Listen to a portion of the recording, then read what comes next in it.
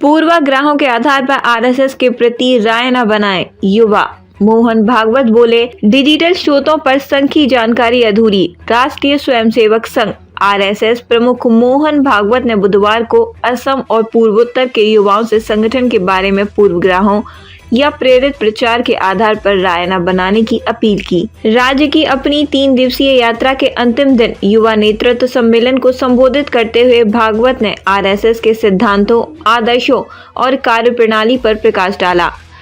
कहा कि आरएसएस अब सार्वजनिक चर्चा का विषय बन गया है, लेकिन ये चर्चाएं तथ्यात्मक जानकारी पर आधारित होनी चाहिए।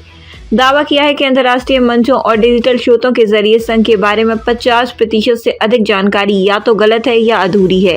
उन्होंने विभिन्न मीडिया संस्थानों द्वारा आरएसएस के खिलाफ जानबूझकर गलत सूचना अभियान चलाने का आरोप लगाया। उन्होंने कहा कि संघ का प्राथमिक उद्देश्य भारत को विश्व गुरु बनाना है। राष्ट्र का उत्थान तभी हो सकता है जब समाज का उत्थान हो। उन्होंने युवाओं से विकसित देशों के इतिहास का अध्ययन करने का आग्रह किया।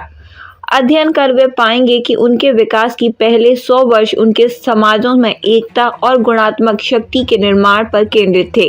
भारतीय समाज को भी इसी तरह विकसित होने की आवश्यकता है।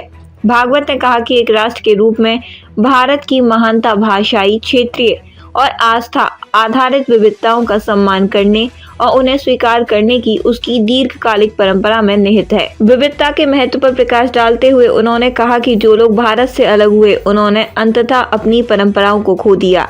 दावा किया कि हिंदू विविधता का सम्मान करते हैं और ऐसे समाज का निर्माण करना आरएसएस का प्राथमिक उद्देश्य है। आरएसएस प्रमुख मोहन भागवत 2 साल पहले भड़की जातीय हिंसा के बाद पहली बार 20 नवंबर को मणिपुर पहुंचे। यह जानकारी संगठन के एक पदाधिकारी ने बुधवार को दी। अपने 3 दिवसीय प्रवास के दौरान भागवत नागरिकों, उद्यमियों और आदिवासी समुदाय के प्रतिनिधियों से बातचीत करेंगे।